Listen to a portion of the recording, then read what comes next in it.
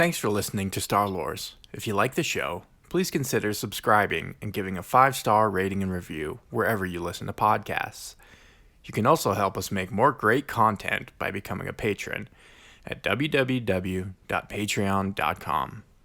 We would also love to hear from you on social media. You can follow Star Lores on Facebook, Instagram, and Twitter. Enjoy the show, and may the Force be with you. You are listening to the Star Lores Podcast. I find your lack of faith disturbing.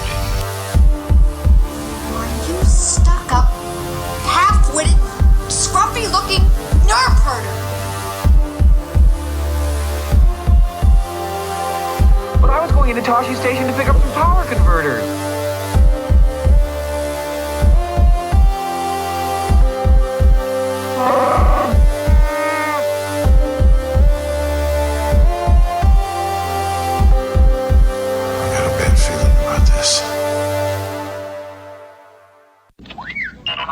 Cybernetics. Some of the most advanced and controversial medical interventions in the galaxy involve cybernetic replacements, which usually double as enhancements. These range from relatively innocuous synth skin to replacing the majority of an organic being's body with a robotic shell. Entire brains can even be removed from their skull and kept alive and functioning inside a liquid solution, a procedure used by the monks of the Bomar order to maintain enlightenment, and by Jabba the Hutt for more nefarious purposes.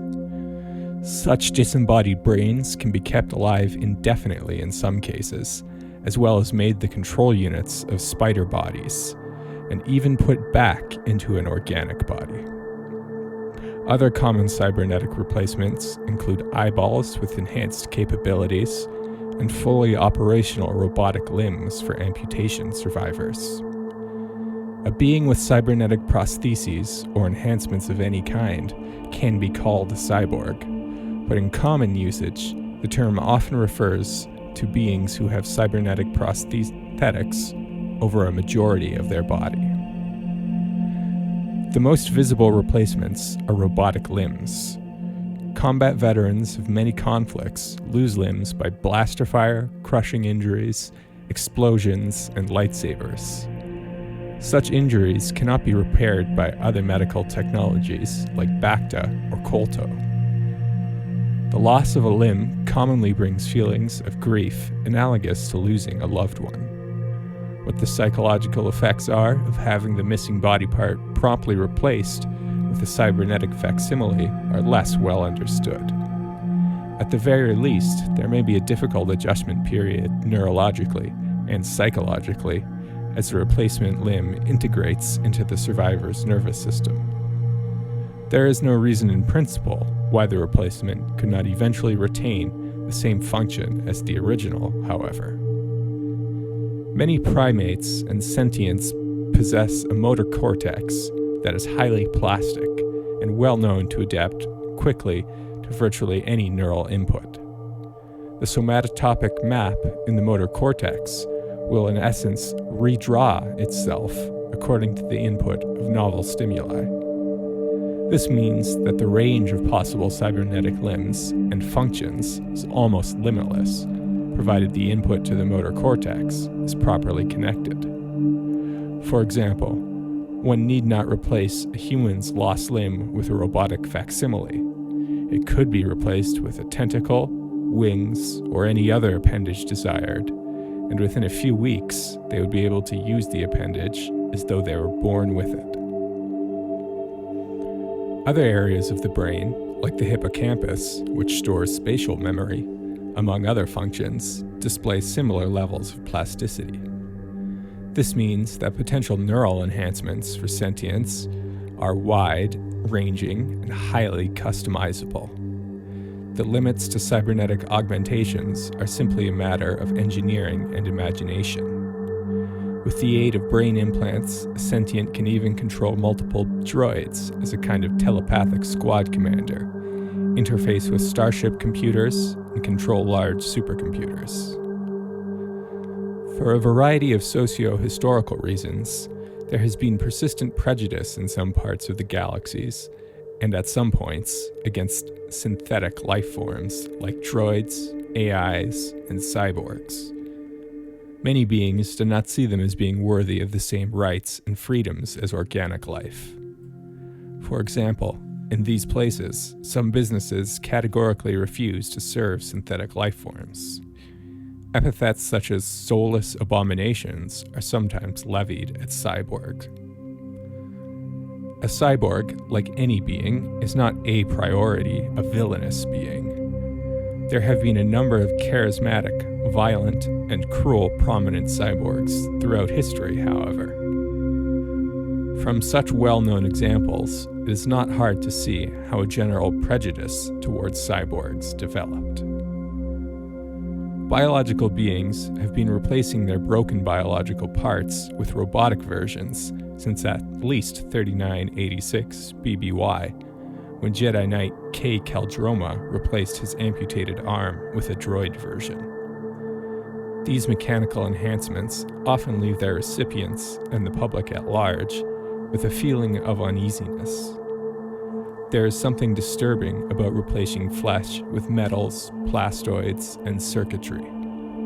It leaves people with the feeling that some essence of what it means to be alive has been replaced by a strange and sometimes superior artificial version. K. Caldroma's droid arm retained all the ability that his organic one had, up to and including lightsaber dueling.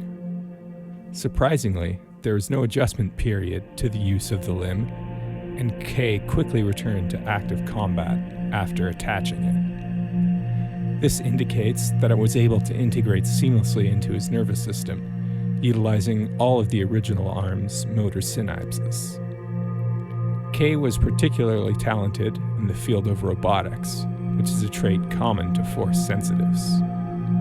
The historical record indicates that Caldroma welded the arm to his flesh, with little additional context. This may only be a peculiarity of language choice, but it could indicate that some little-known Force technique was used to integrate the machine limb to his body and nervous system. One also has to wonder if certain Force techniques prohibited by the Jedi were used, but to preserve K's standing in the Order, details were omitted. Caldroma stands in good company, as many prominent Jedi and historical figures also opted for cybernetic limbs after losing biological ones in combat. Amputation is a particularly prominent hazard in the career of a Jedi, as their work often brings them into battle with other lightsaber-wielding warriors. These powerful blades of light pass through flesh with little force applied. It makes sense from a tactical standpoint to attack the limbs of a lightsaber-wielding enemy. Direct killing blows in such duels are easily intercepted by the arc of an opposing blade, but removing an enemy's appendage can be a simpler matter and will end most duels. It is unknown to what extent cybernetics can hinder a Force user's aptitude. Some believe that the loss of biological matter and midi-chlorians may hamper an individual's overall Force aptitude and potential, limiting certain techniques and otherwise lessening an individual's ability to use the Force. Sith Cybernetics. He's more machine now than man, twisted and evil. The Sith have a long history of cybernetic augmentation. From ancient times, they combined the Force, which is in some ways an organic entity, with robotics and other inanimate objects. The lightsaber itself, a weapon which can seldom be used effectively without Force aptitude, was an invention of the Sith. One of the rare beings without Force aptitude, known to excel at lightsaber dueling, was a cyborg created by the Sith. Advancements in lightsabers, such as Exar Kun's double-bladed lightsaber, represent further Sith innovation regarding using the Force in concert with technology. Early Sith also created many variants of war droids, sometimes imbuing them with alchemical properties based in the Force. At around 7000 BBY, the Dark Jedi began their alchemical experimentation. The aspect of this science found to be most objectionable to the Jedi was the direct control over life and death it allowed its users. This eventually became the source of the 100-Year Darkness and the Second Great Schism. When these exiled Jedi conquered the Sith species, they learned new techniques in their dark science from the subjugated culture. To simplify the convoluted and little understood process of Sith alchemy, it involved enchanting inanimate objects with the dark side of the Force, as well as manipulating biological processes. Some of the earliest successes in the field were the creation of new forms of life, used extensively throughout the 100-Year Darkness, genetically engineered the Sith species and creating the Massassi subspecies. A deep exploration of Sith alchemy shall have to wait the unlocking of certain holocrons. Once enchanted with alchemy, an object conferred powers on their users that many consider to be unnatural.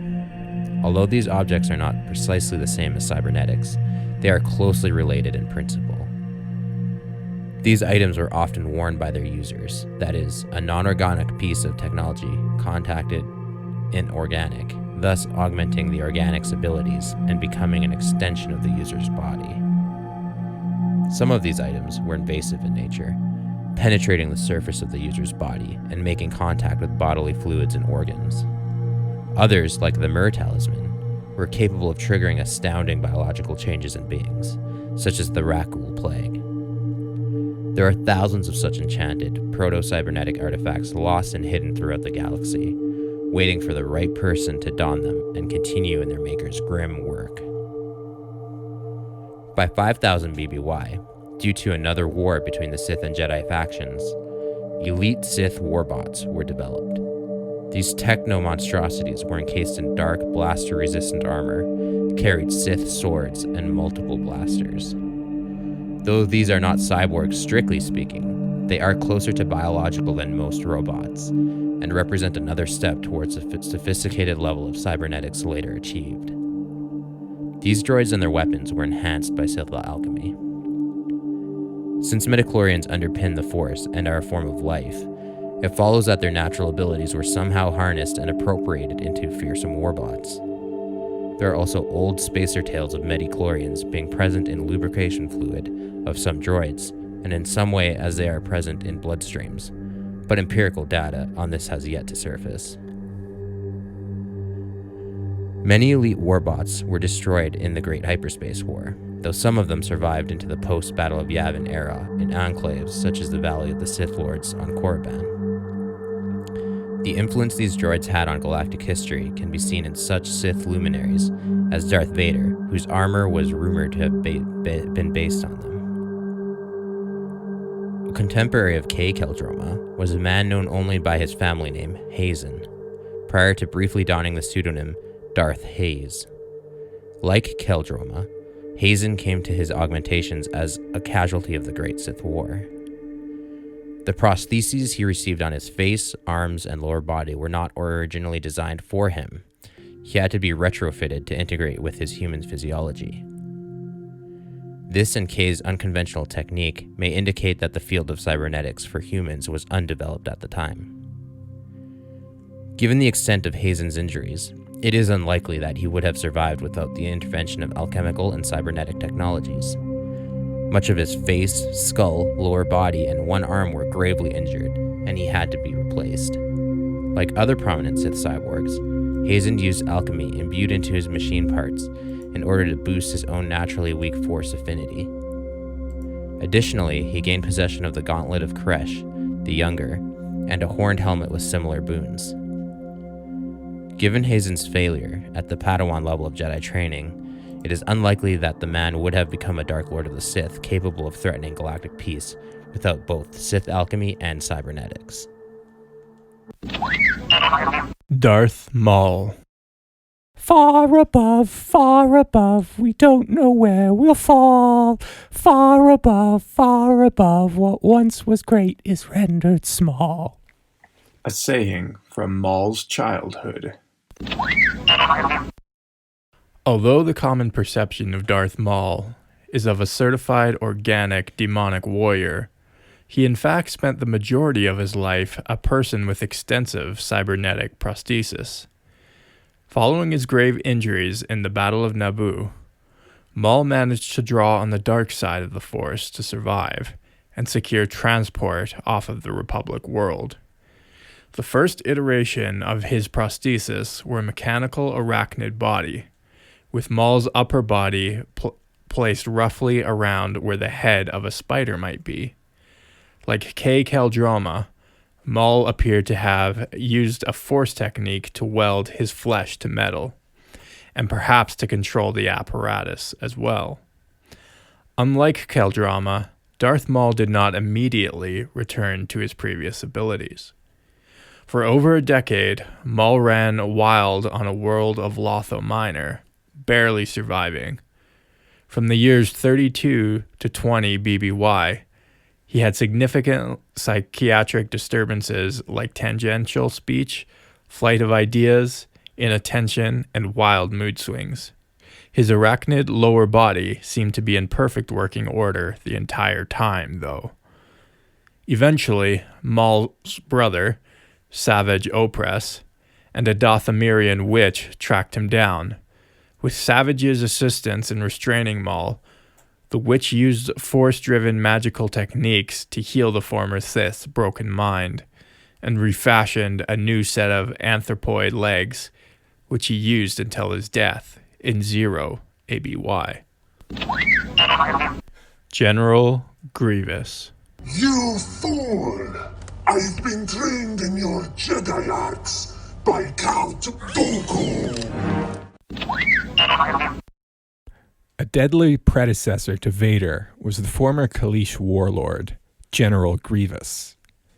Born Kaimien Jai Shilal, Grievous was a cutthroat tactician and brutal warrior before becoming a cyborg.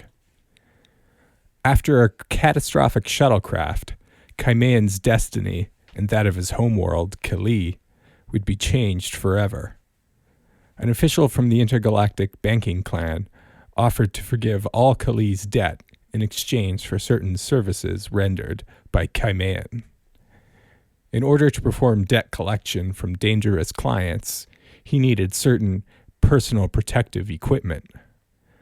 Medical droids from Ubrikian steamworks grafted what was left of Kaimean's body into a duranium monstrosity resembling an ancient Krath war droid. The same droids went on to perform Darth Vader's cybernetic transformation. Kaimean stipulated that the banking clan could do whatever they wished to his body, but were to leave his mind unchanged. The bankers were not faithful to his wishes, as there is evidence of extensive cybernetics all throughout his neocortex. Although some of these are no doubt necessary in order to maintain motor functions, many non-motor cortical areas appeared to be augmented as well. Most neuroscientists agree that the mind is an emergent phenomenon of the brain, and many of the brain functions commonly associated with mind are done by neocortical brain regions. Geonosian engineers went further and erased certain problematic memories and titrated emotions like rage to boost his combat abilities. Like many amputation survivors or people who have had appearance-altering injuries, Grievous struggled emotionally with his new body for years to come. Sometimes he broke into rages and detested people mistaking him for a droid when he was in fact a cyborg. A testament to the sophistication of Grievous's enhancements are the fact that they allowed him to become an almost unmatched lightsaber duelist, trained by Count Dooku. As he was not known to be force-sensitive, it is unlikely he could have accomplished this as a normal Kaleesh. However, Darth Sidious used the blood of a dead Jedi to keep him alive following his shuttlecraft, hoping to make him force-sensitive. Sidious ultimately considered this experiment a failure, though perhaps lightsaber aptitude was transferred. Whatever the case is, Grievous used the lessons taught by Dooku and his new body to kill dozens of Jedi, a feat matched by only the most notorious Sith Lords. In order to quickly turn the tide of the Clone Wars in the Confederacy's favor, Grievous attempted to create soldiers in his image.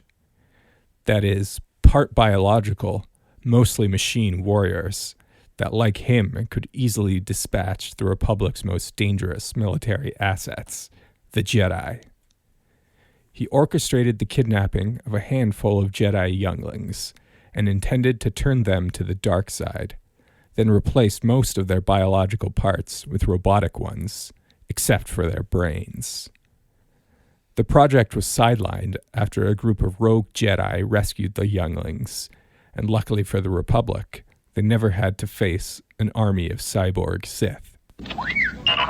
Cybernetics after the Galactic Republic. The Clone Wars brought with them an unprecedented number of combat veterans with amputation injuries on both sides. The biological combat allies of the Confederacy had to contend with limb-chopping Jedi, and the Republic's front line dealt with destructive but imprecise weapons. It was out of this carnage-filled medical milieu that the field of cybernetics began to take on an unprecedented degree of sophistication and profitability. Industrialization and cybernetics make obvious bedfellows. The constantly increasing mechanization of labor processes done by biological beings would seem to lead inevitably to cyborgs. Perhaps given enough time, the economic interests in search and development, entire cyborg species like the Macabre will become more common. In turn, it may be that the destiny of life to be replaced by more efficient but cold and destructive artificial beings, such as the Abiminor or Silentium. The droid manufacturer Uberikian Steamworks saw a particularly successful product in a redesigned Medlifter unit. The DD-13 medical assistant droid was widely purchased and deployed by the Grand Army of the Republic. Frontline soldiers in the Clone Wars recalled it by the ignominious nickname Galactic Chopper Droid. These droids were also deployed in the Emperor Palpatine's Surgical Reconstruction, or MPAL-SU Recon unit, where Darth Vader was created. In fact, due to his operations being done without anesthetics, Vader had the unit decommissioned shortly after his operation. MPAL-SU Recon was known as the Grand Medical Center prior to the Empire's ascendance. Typical of Sith design, the center was ostentatiously located at the top of one of Coruscant's tallest buildings. It had 4 shuttle pads, and the center formed a polyhedral crown for the building it rested on, complete with dozens of needle-like antennae sprouting from the roof. The center was heavily fortified with exotic metals, both for defense and for concealing evidence of some of the less ethical practices done there.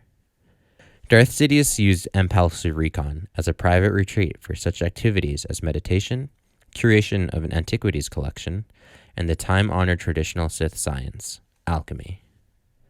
Another significant cybernetics company was the NeuroSav Corporation, who also built ubiquitous consumer electronics. Some of their best-selling cybernetic replacements were limbs, eyes, brain-computer interface modules, and organs. Eventually, they began to create products that were outlawed in some systems. It was the ethic of specialization and being on the cutting edge that led NeuroSav to enter a partnership with the Taggy Company, and Biotech Industries was born. Biotech specialized exclusively in experimental cybernetics, such as the Borg construct AJ6. Lord Vader was not the only high-ranking cyborg in the Galactic Empire's hierarchy. Like Vader, Grand Moff Tracta suffered multiple grievous wounds during the Clone Wars. Tracta's jurisdiction was over the Imperial Center Oversector, a tenure which ended with his assassination in 1 BBY.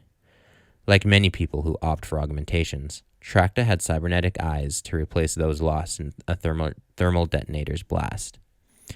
He had an additional eye installed in the back of his head for added security of his person, though this was ultimately ineffective. He had a breath mask that looked similar to Darth Vader's, and 2 air hoses ran from his mask to a tank on his back. Both of his arms had to be replaced just below the shoulder level. Lobot was a well-known cyborg who spent much of his career as an aide to Lando Calrissian on Cloud City. Compared to other prominent cyborgs, the extent of Lobot's augmentation was minor. The Borg construct AJ-6 was installed on a youthful Lobot as an alternative to a prison sentence.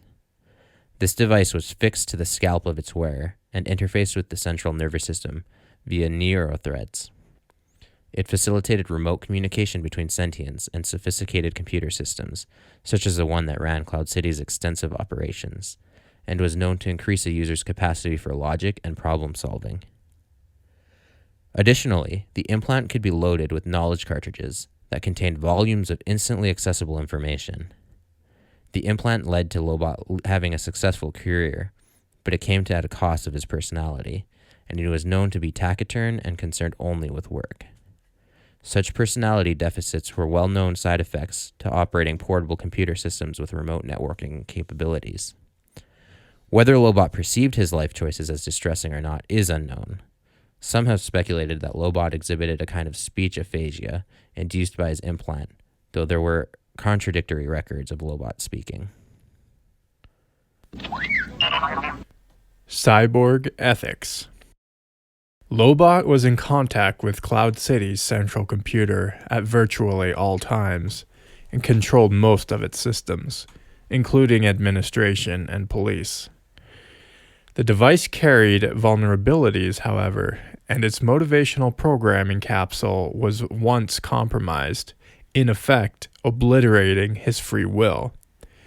When Baron Administrator Calrissian returned to Cloud City, he repaired Lobot's compromised motivational programming capsule, and Lobot was able to act of his own accord and interfaced with the central computer, deactivating explosives primed to destroy the city.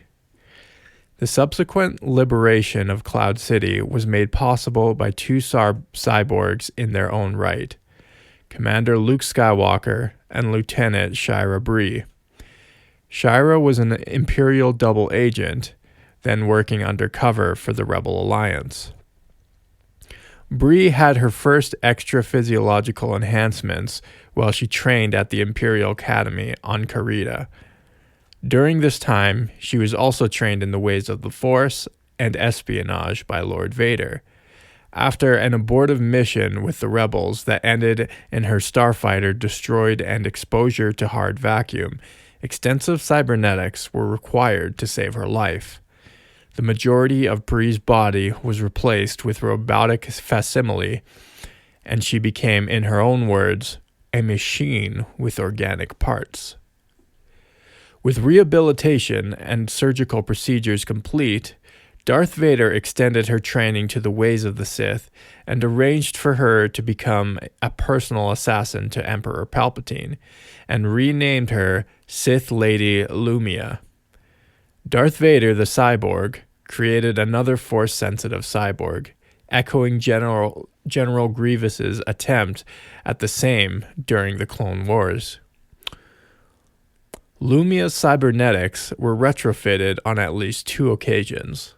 Her final set of enhancements included durasteel armor, life support systems, extensive circuitry, and prosthetic limbs, reminiscent in many respects to Darth Vader's suit.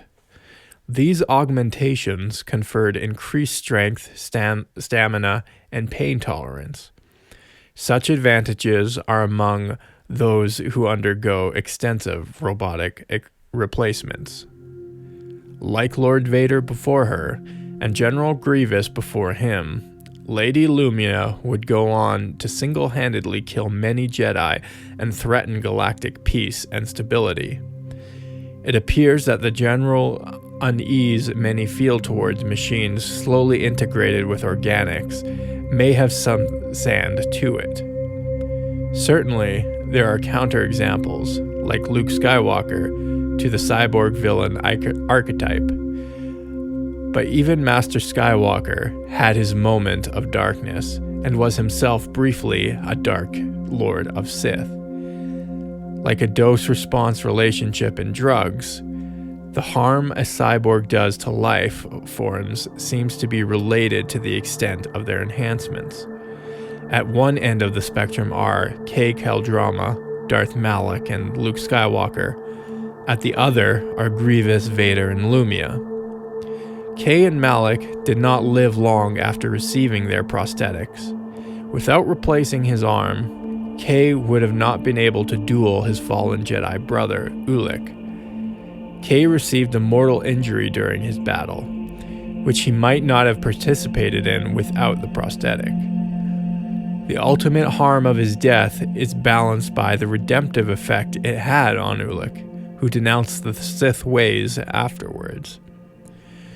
The majority of Malik's brief career as a Dark Lord of the Sith lacked cybernetic enhancements. Malik's master, Darth Revan, was the first leader of the Sith Empire, and so responsibility for their war with the Old Republic falls more so on his shoulders. The inevitable conflict between Sith Master and apprentice erupted, and Malik lost his jaw in a lightsaber duel with Revan.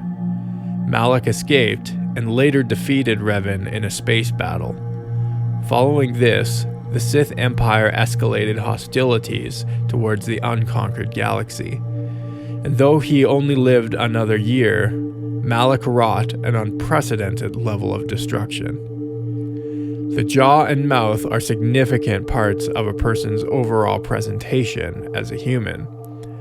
Without a mouth proper, such integral human activities as eating and speech would seem to be discontinued.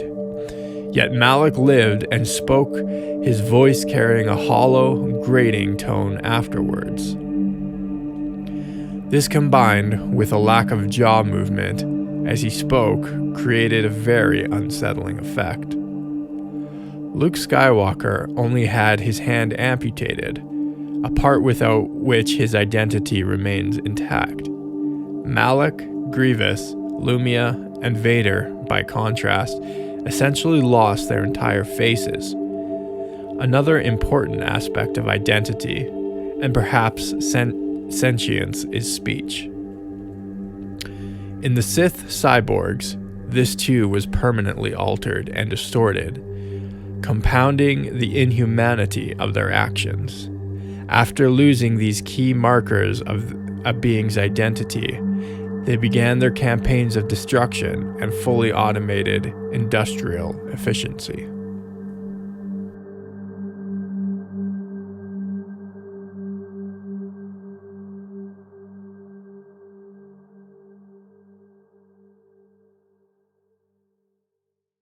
And now, a word from our sponsors.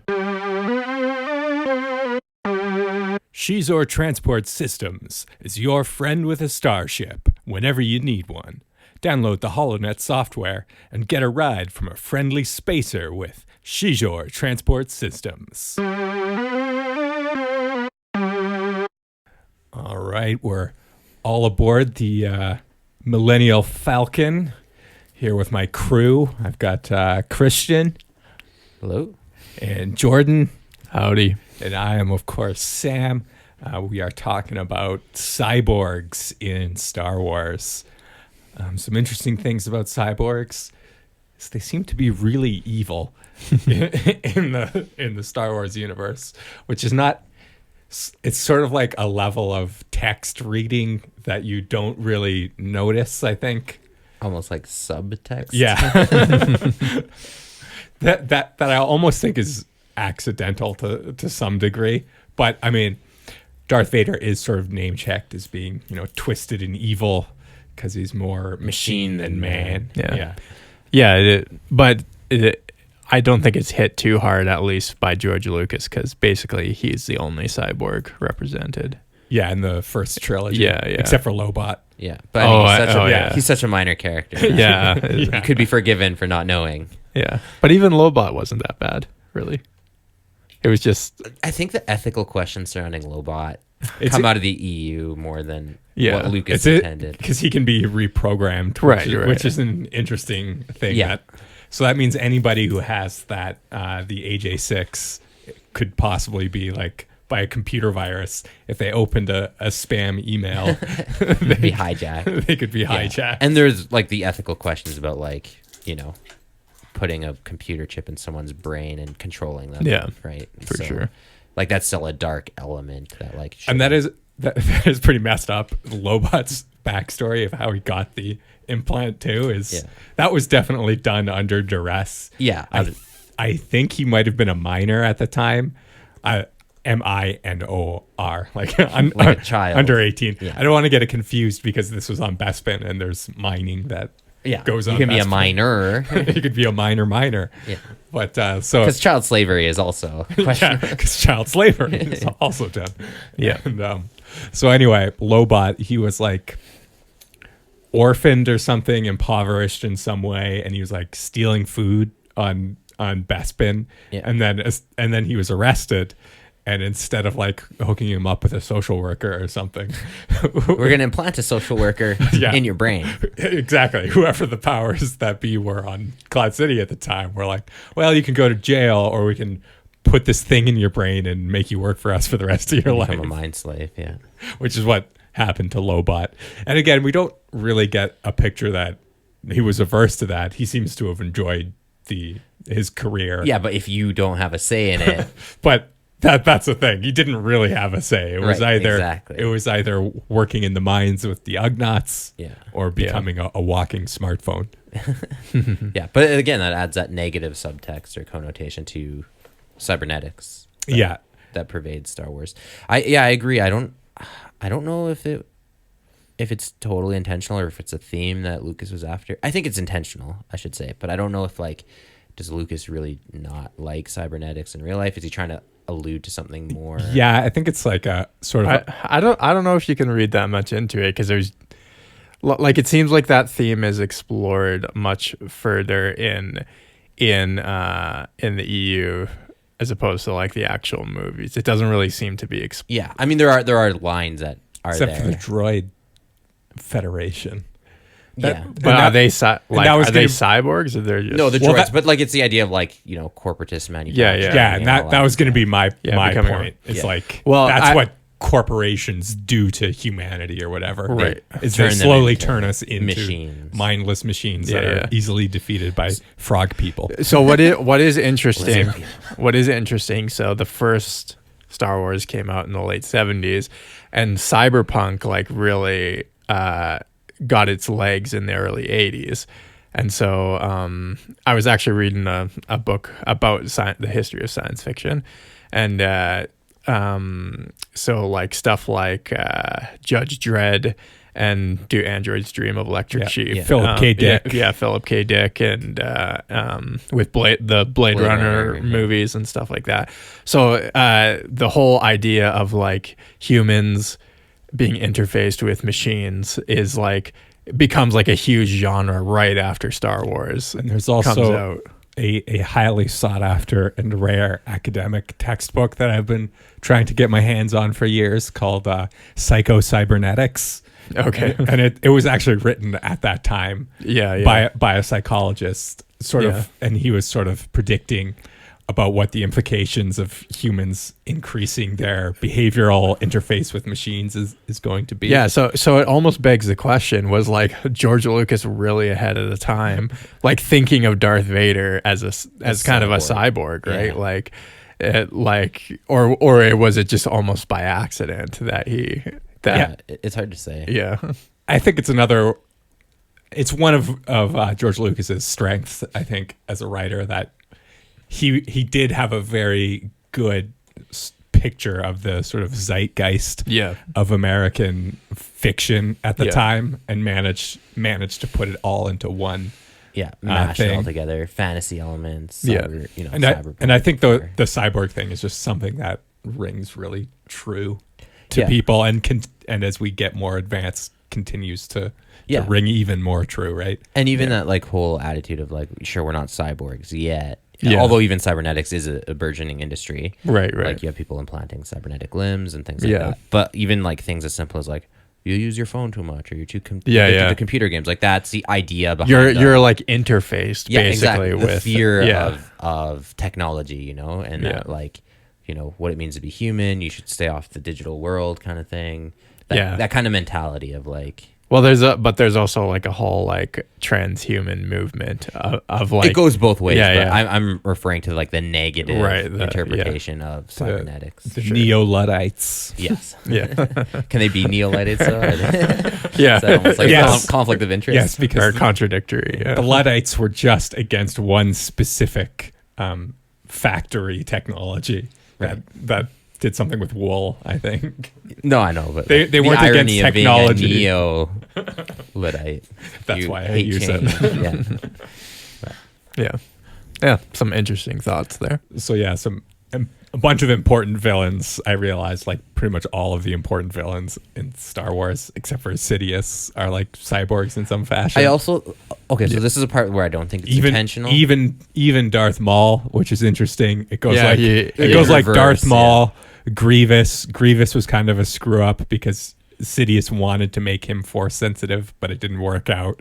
And then you get Vader, which in some of Darth Sidious's written materials later, which didn't make the cut for this episode, he even says that he considers Darth Vader to be like a massive success and what he was shooting for with Grievous. Yeah. Which is interesting because a lot of people think that Vader was the ultimate failure to Sidious because he had to replace everything. But you were saying earlier, Sidious wrote, Well, I think I deleted it, but he wrote a massive textbook on Sith alchemy that he died when at his final death.